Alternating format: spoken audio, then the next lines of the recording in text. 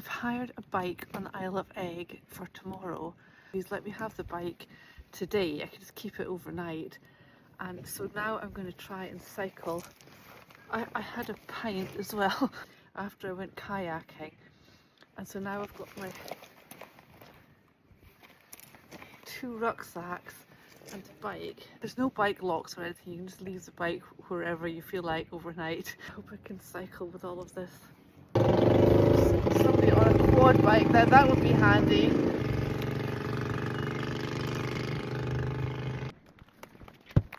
Obviously I had to come back for my phone.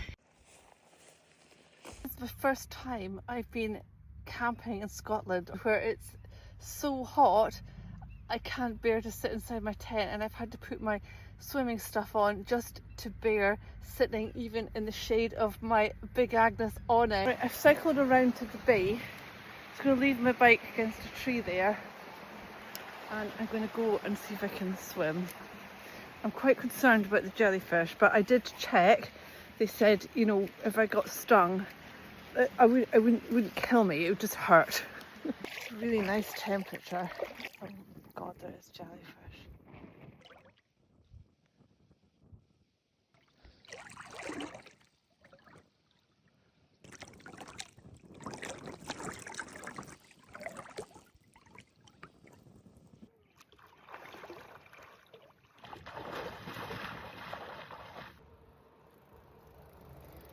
It's now just after 8 and I woke about 4:30 and I saw the sunrise, but then I put my eye mask on and I fell asleep for about another 3 hours. I thought I'd woken up in the bowels of hell because my tent was a furnace.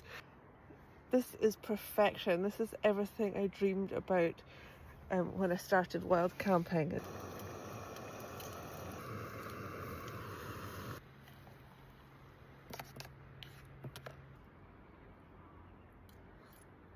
I've cycled to the other end of Eigg and I really wanted to walk along this ridge here, but I've cycled to both ends of the path and it's just dense with bracken and I have bare legs and I've already got a giant cleg bite on my leg. I killed the cleg but not before it bit me, and I just don't want to walk through a load of bracken.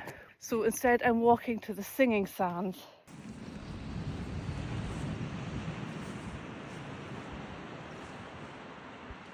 Let's see what kind of noise they make.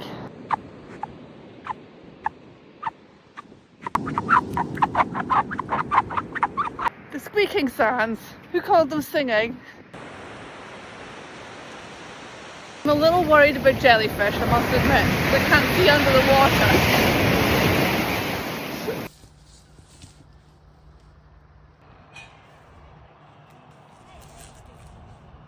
And I really want to swim here because it's deep, and doesn't that water look gorgeous?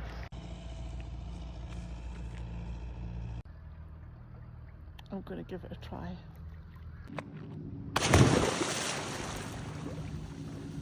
I'm just wandering about on Eigg in my bikini. There's all sorts of people at the community centre. It's a very casual place.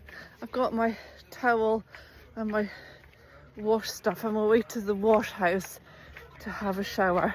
This bay fills up completely at high tide and it empties completely at low tide. So right at the moment it's low tide. There's no water in it at all.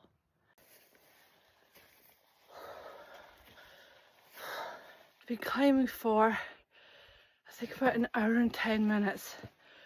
I'm dripping with sweat. The worst is yet to come as well, though this is pretty nice.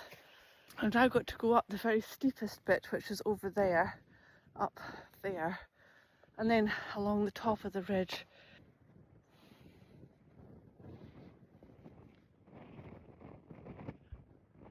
I made it.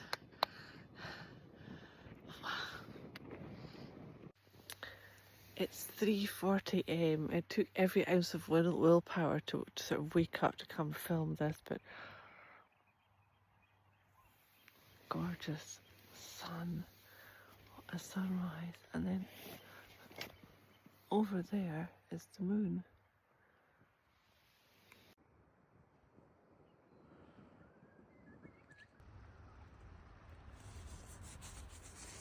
I was going to treat myself to a coffee and a breakfast roll in the cafe, and I went over there at 10 to 10 and it's closed all day on Sunday.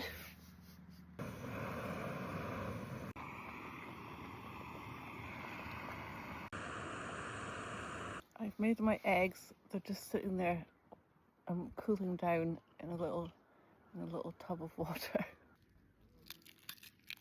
Eggs on egg. They're a bit overcooked for. I normally like them soft in the middle, but it's the jet bottle was just nuking them.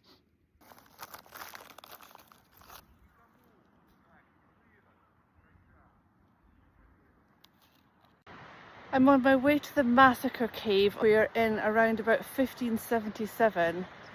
The clan MacLeod from Skye came to get revenge on the MacDonalds on Eigg. The MacDonalds on Eigg hid in the Massacre cave, which is a huge cave with a narrow entrance. I'm going to go down to it in a second. Apparently about 395 of them hid in there for 3 days, but then the folk from Skye spotted a lookout coming out, knew they were in there, so they went down, set a fire in the entranceway and killed all 395 people that were in there.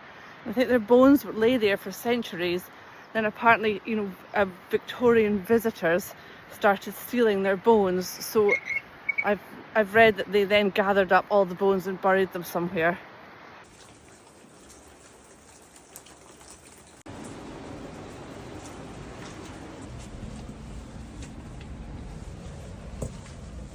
I'm in.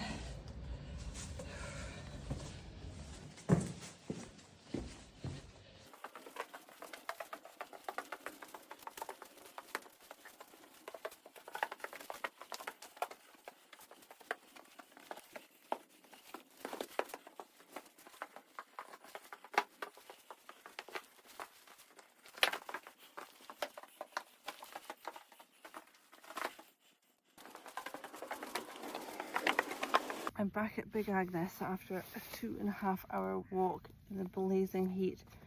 I feel so hot. I'm going to go and jump in the sea. I don't even care if there's jellyfish.